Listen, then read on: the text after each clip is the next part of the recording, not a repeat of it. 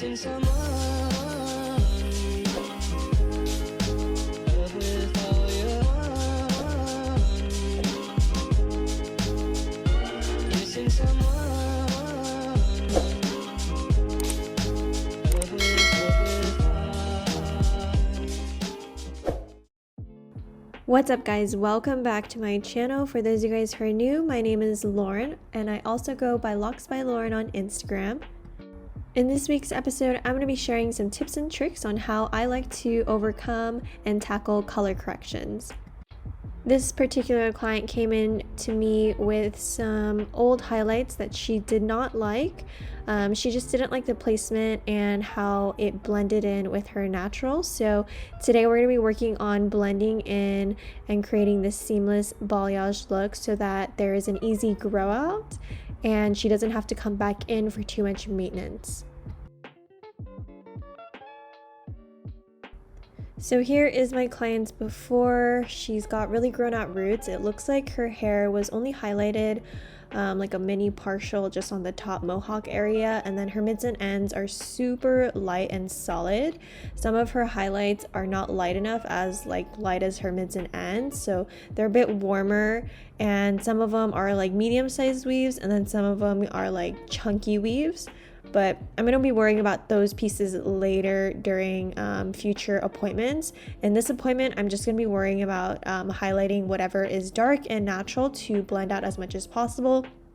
And I don't know if you guys can tell, but everything in the back is pretty much not highlighted at all. We're also going to be working on creating a beautiful money piece for her to frame her face and just really blend out these chunky highlights that don't really seem like they go with her natural. It doesn't really blend very well, so she's looking for something that's a little bit more seamless and soft. So I've already started highlighting my client in the back, and I like to start my highlights in the back just in case those process a little bit quicker. I do rinse those out first. So the way that I highlighted her hair throughout her whole head is I am going to be doing medium-sized weaves like these and leaving a little bit of space in between each highlight. The amount of hair that is left in between like the negative space between each of the highlights is see-through enough. I don't like to leave too much hair, especially when you're dealing with the ends being so solid and the top not being highlighted at all. Sometimes you can see like the gaps in the negative space, so I don't like to leave too much negative space. I'll just leave enough to where like you can see through the hair, and then just apply like a medium-sized weave there.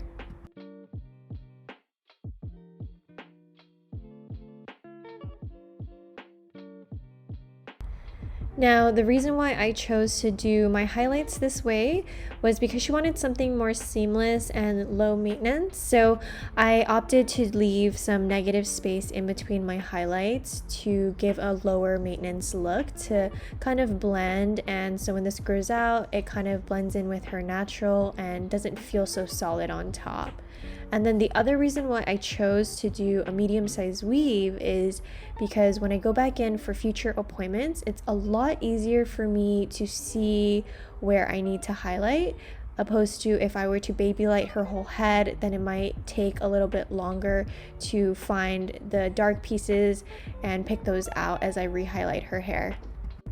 And by doing it this way, it makes it super easy. I always like to plan ahead and not make my life harder as my clients come back in and return for a future appointment. So I'm always thinking what I could do to make her next appointment a little bit easier for me to color her hair and get through the appointment a little bit quicker.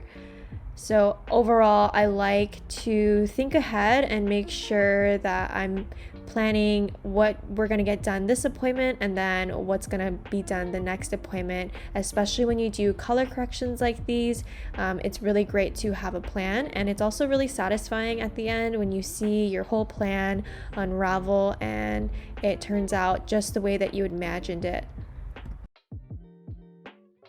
So you may have wondered, now here as I get to the top, this top triangle and the mohawk section of her hair, notice that I'm not really leaving any negative space other than just like what I leave out from her weave.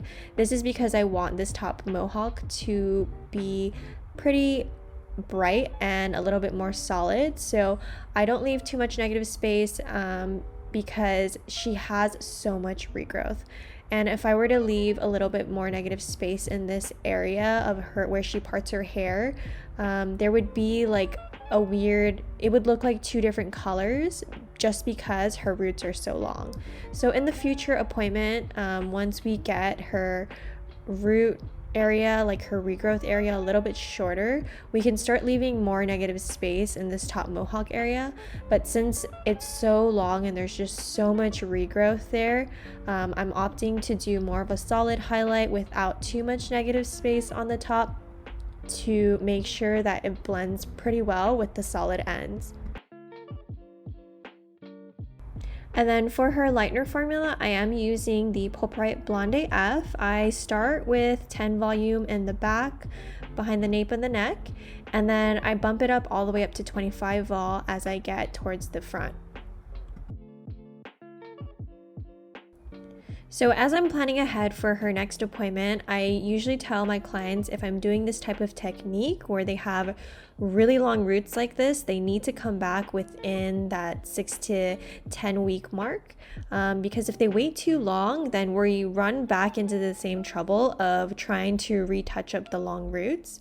So I tell them to come back as soon as they can, so that I can re-highlight and highlight the pieces, like the dark pieces that I left out this appointment, so that overall by her third appointment, this regrowth that is really long has now become a little bit more solid to match the mids and ends. And here you can see that my weaves are pretty see-through enough. This is so that I can ensure an even lift and get her hair as light as possible. This also really helps when applying the lightener to where the regrowth reaches the previously lightened ends.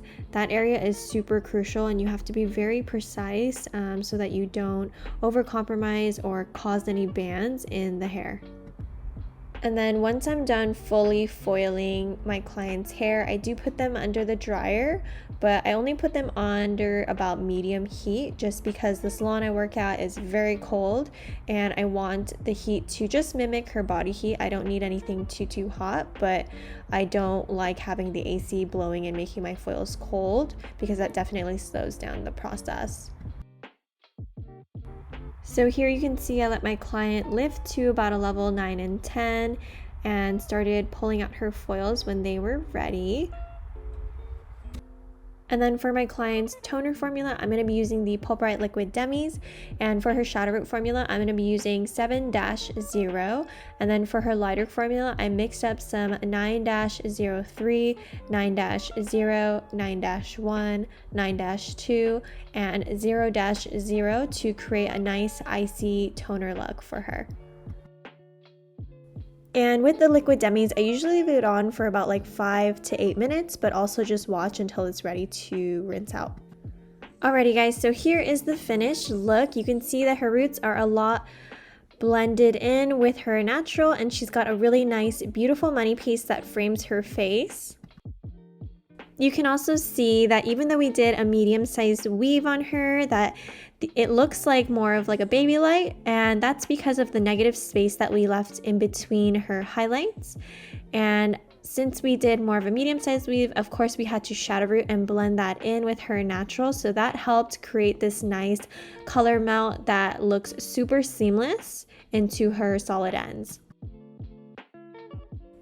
And now the maintenance, when she comes back in, she'll have to come back to retouch up all of the negative space that I left out this appointment to get her mids and ends a little bit more solid. And then from there, she can wait a little bit longer and we can do retouches however way she likes. But overall, this is a great first session for having such long roots and what we were working with.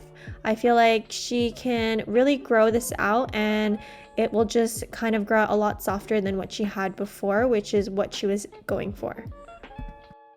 Well, I hope you guys learned something new, and if you guys would try this out, let me know in the comments or tag me on Instagram. And again, thank you guys so much for watching and tuning in to this week's episode, and I will talk to you guys next week.